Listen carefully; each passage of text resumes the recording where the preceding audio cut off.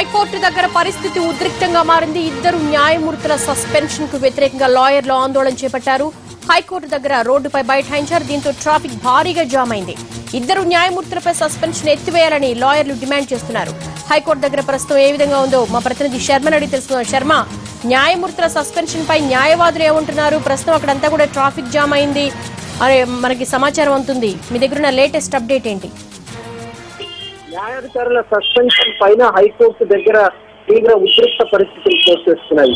ఇద్దరు న్యాయమూర్తులపై సస్పెండ్ చేశారు కాబట్టి ఆ సస్పెన్షన్ ఎత్తివేసేంత వరకు కూడా తమ ఆందోళన కొనసాగిస్తున్నామంటూ లాయర్లందరూ కూడా కోర్టు ముందు బైఠాయించారు. కొద్దిసేపటి క్రితమే బార్ అసోసియేషన్ ప్రత్యేకంగా సమావేశమై కీలక నిర్ణయాలు తీసుకుంది. రేపటి నుంచి తమ ఆందోళన ఉధృతంగా ఉంటుంది, కొన్ని కఠినమైనటువంటి నిర్ణయాలు తీసుకున్నామంటూ బార్ అసోసియేషన్ అధ్యక్షుడు గండ్ర మోహన్ రావు ప్రకటించారు. రేపటి నుంచి మొదటి కోర్సును పూర్తిగా బహిష్కరిస్తున్నట్టు ఈ సందర్భంగా ప్రకటించారు.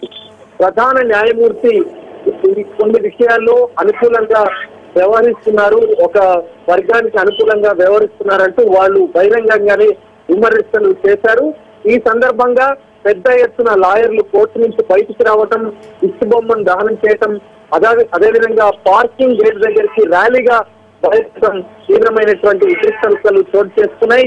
సౌత్ జోన్ డీసీపీ నేతృత్వంలో భారీగా పోలీసులు బలగాలను మోహరించారు. వాళ్ళందరినీ కూడా కొద్దిసేపు బైఠాయించి నిరసన వ్యక్తం చేసిన తర్వాత వాళ్ళందరినీ ఇప్పుడిప్పుడే అక్కడి నుంచి తరలించేటువంటి ప్రక్రియ కొనసాగుతూ ఉంది. మొత్తానికి వాళ్ళు కఠినమైనటువంటి నిర్ణయాలు తీసుకున్నామని చెప్తున్నారు కాబట్టి రేపటి నుంచి ఆందోళన ఏ స్థాయిలో ఉంటుందనేది మనం చూడాల్సి ఉంది.